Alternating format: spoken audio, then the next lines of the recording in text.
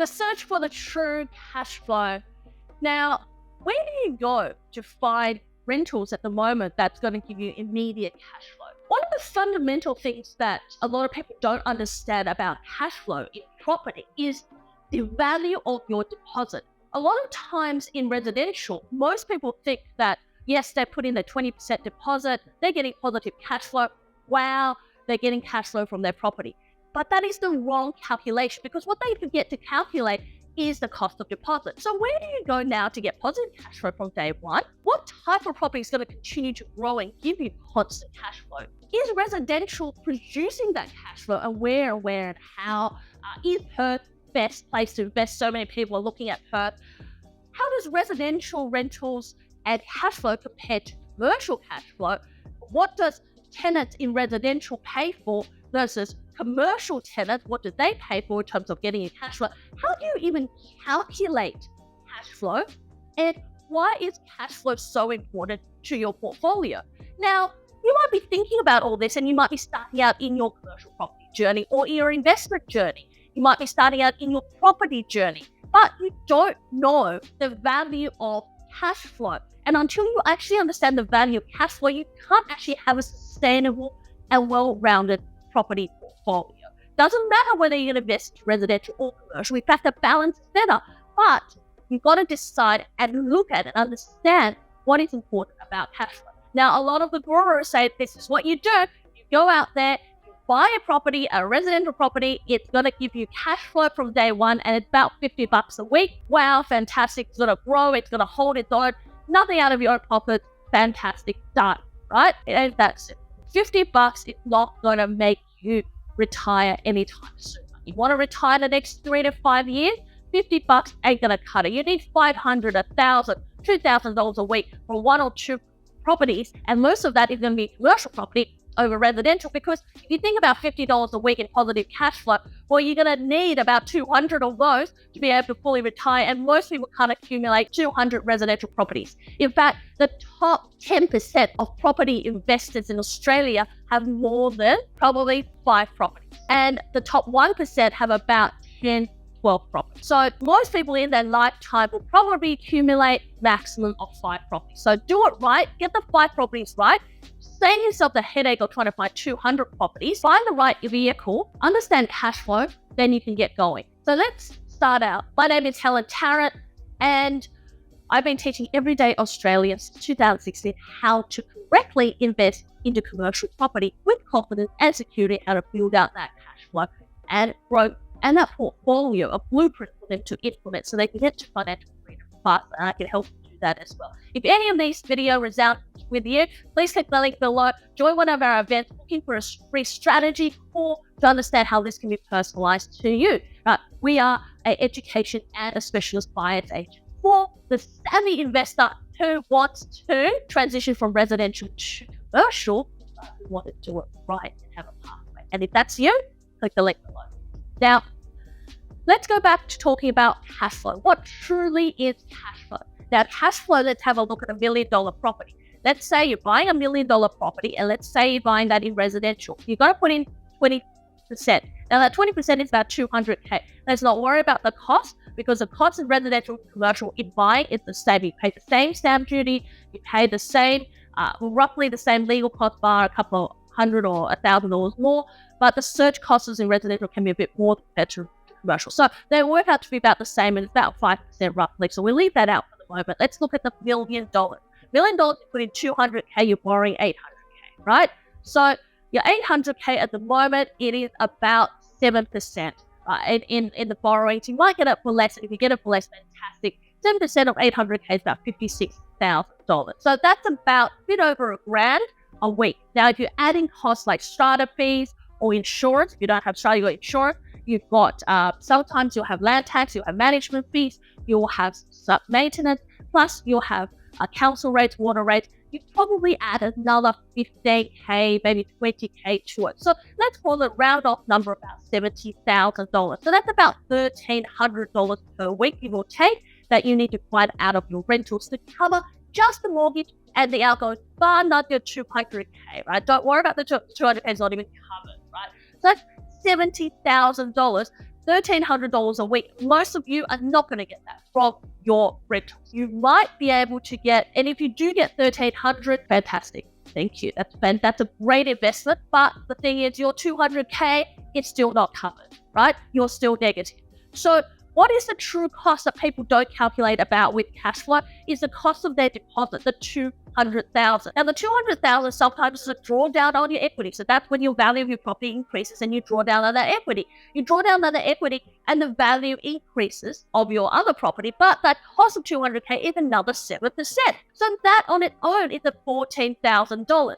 Most people don't calculate that. So when they get a property, a residential property pays $1,300 a week, a fantastic, what $1 million property cost that the tenants pay $1,300 a week. It's covering all my expense and I'm now neutral. If the rent goes up by $100, I'm now positive cash flow. No, you're actually still negative. You still have to find an extra $14,000. So the true cost of you holding that property, it is somewhere around $84,000.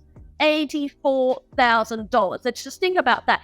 That is close to about almost, not quite, about $1,700 a week. Now, $1 million purchase, even if you buy it in Sydney Metro, Melbourne, or even if you go to somewhere like a Townsville, Rockhampton, or into some far out place in WA, you are not going to find that payment, right? Yes, you can probably find it in a mining town, in a mining boom when you spend $1 million. That's high risk and it will come down. Most of the time you buy residential for the growth, not for the cash flow. So you're going to be negative anyway. And most of the time you're probably going to be with a property like this anywhere between $500 to about $800 negative a week. So that's 25 to 40 grand negative a year. Now let's switch that to a commercial property. Commercial property, when we calculate the whole thing. But the great thing is your tenant pays the outgoing. So there's a $20,000 you don't have to find in the cost of that. So that's gone out the window. So all we have to do to support a